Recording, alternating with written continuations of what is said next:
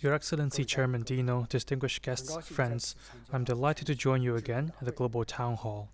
For years, the event has focused on the prevailing trend of global development, inspired thoughts on the future of humanity, and contributed insights to the development and prosperity of Asia and beyond. The theme chosen for this year's conference, a North, South, East, West dialogue of civil societies, bears significance for a world fraught with turbulence and change. At the just concluded 15th BRICS Summit, President Xi Jinping pointed out that transformation unseen in a century is accelerating across the world. We face both the risk of division and confrontation, as well as opportunities for unity and cooperation. The course of history will be shaped by the choices we make. With this in mind, China would like to make the following proposals. First, we need to uphold true multilateralism and jointly improve the global governance system. In today's world, emerging markets and developing countries are rising as a group, and the trend toward world multipolarity and greater democracy in international relations is showing a strong momentum. The successful Johannesburg summit of BRICS last week bore witness to the mechanism's historic step of membership expansion and a new chapter of unity and cooperation among countries of the Global South. As an important force shaping the international landscape, we need to maintain independence and autonomy, respect the development paths countries chose for themselves, and keep our future firmly in our own hands. We need to stay united and help each other, offer support on issues concerning each other's core interests, enhance coordination on major international and regional issues, and keep increasing the voice and influence of the Global South in international affairs. We need to uphold fairness and justice, always safeguard the UN-centered international system, stand against hegemonic bullying and high-handed practices, and make global governance more just and equitable. Second, we need to pursue open regionalism and contribute to the development and prosperity of Asia. President Xi Jinping has made the point time and again that openness is the lifeline of Asia-Pacific cooperation, and we should uphold open regionalism. This is a valuable lesson that has enabled Asia to become the world's most vibrant and promising region. It's also a natural choice for Asia to sustain its prosperity. As a powerhouse of global economic recovery and growth, people look to Asia to advance a new round of globalization. We need to seize the opportunity, follow the trend of the times, international economic integration in the spirit of openness. We need to make full use of the RCEP, reject decoupling, severing supply chains, or creating small yards with high fences, and work for more smooth and integrated economic circulation in the region. We need to build open, non-exclusive circles of friends with an inclusive mind, respect ASEAN centrality, and ASEAN-led regional cooperation architecture. Abandon the Cold War mentality, oppose zero-sum game, and keep our region away from geopolitical calculations or becoming a pawn in great power rivalry. Third, we need to advocate good neighborliness and jointly build a community with a shared future in the region.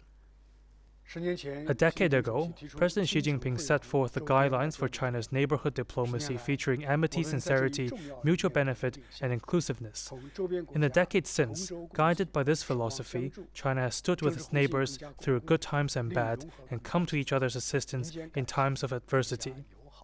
These have solidified political mutual trust, tightened the bonds of interest, and intensified the friendly ties between our peoples. China always puts neighborhood diplomacy on top of its diplomatic agenda and commits to forging a stable and prosperous region that we all call home.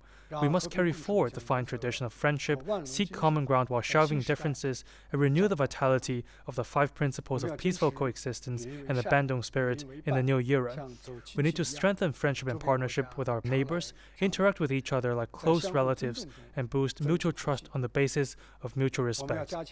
We need to enhance investment and trade cooperation, deepen the integration of industrial and supply chains, speed up connectivity, and seek win-win results in each other's success. We need to champion the Asian values that prioritize peace and promote exchanges in culture, tourism, and among think tanks, media, and youth to facilitate better mutual understanding, greater affinity, and closer integration between our peoples.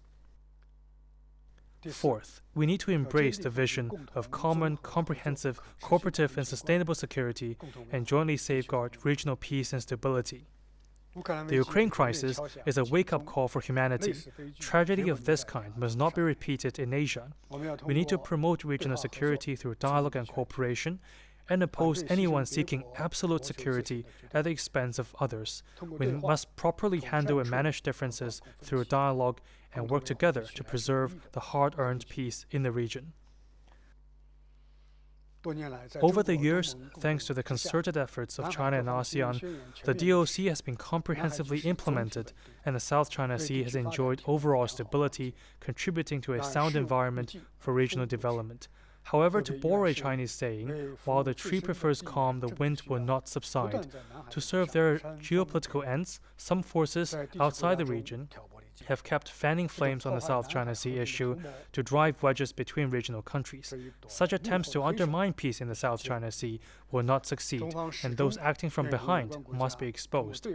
It is China's consistent position to properly handle differences with relevant countries through dialogue and find a viable way to manage the situation on the sea. China is ready to work with ASEAN countries to fully and effectively implement the DOC, strive for an early conclusion of the COC, and make the South China Sea a sea of peace, friendship, and cooperation. Friends, seizing the trend of history and taking the right path will enable us to get far. 10 years ago, President Xi Jinping proposed the Belt and Road Initiative based on his assessment of the trend of our times. Since then, this initiative has fledged and thrived and become an open, inclusive, and highly popular international platform for women cooperation that benefits all its partners. Next month, China will host the 3rd Belt and Road Forum for International Cooperation. We wish to work with the global community to take stock of the BRI's progress and experience and discuss ways and ideas to advance high-quality Belt and Road cooperation from a new starting point. We live in an era full of hope and challenge. We must read the compass of history correctly and keep the trajectory of humanity on the right course. Let us take the common good as our common pursuit, and the people's aspirations, our own aspirations, maintain unity and cooperation, and work together for global development and a better future. To conclude, I wish this conference a full success. Thank you.